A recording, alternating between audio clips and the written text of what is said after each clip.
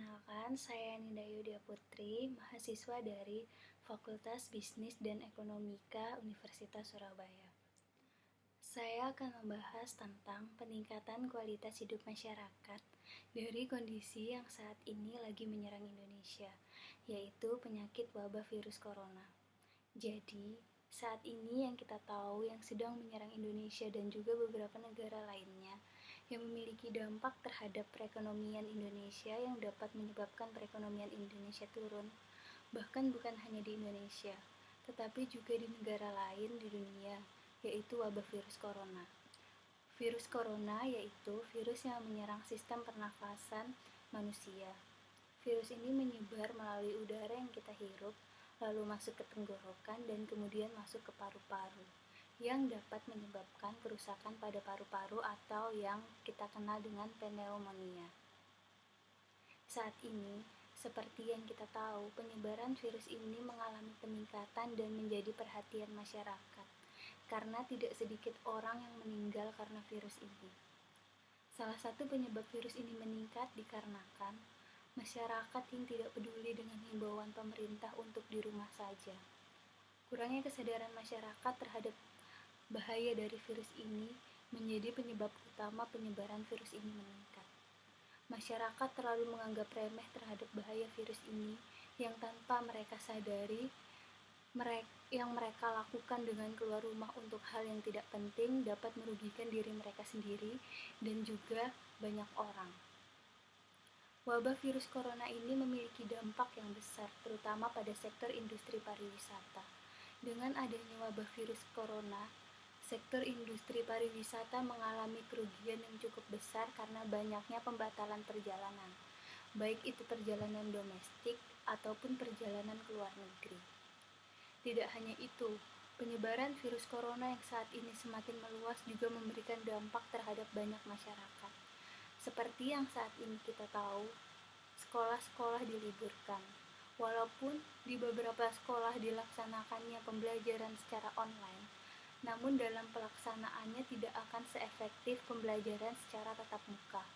Selain itu juga, banyak pekerja yang tidak bisa bekerja untuk sementara waktu, karena adanya himbauan dari pemerintah untuk tetap di rumah saja. Hal ini yang membuat pekerja tidak memperoleh penghasilan untuk beberapa waktu ke depan.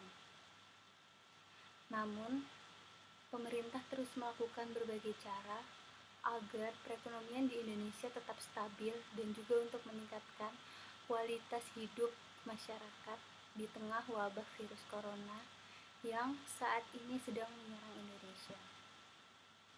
Yaitu dengan melakukan penggalangan dana, dan dana yang terkumpul akan disalurkan ke rumah sakit untuk memenuhi kebutuhan fasilitas para tenaga medis dan juga akan disalurkan kepada beberapa keluarga yang saat ini tidak memperoleh penghasilan dikarenakan tidak bekerja atau masyarakat dengan ekonomi lemah.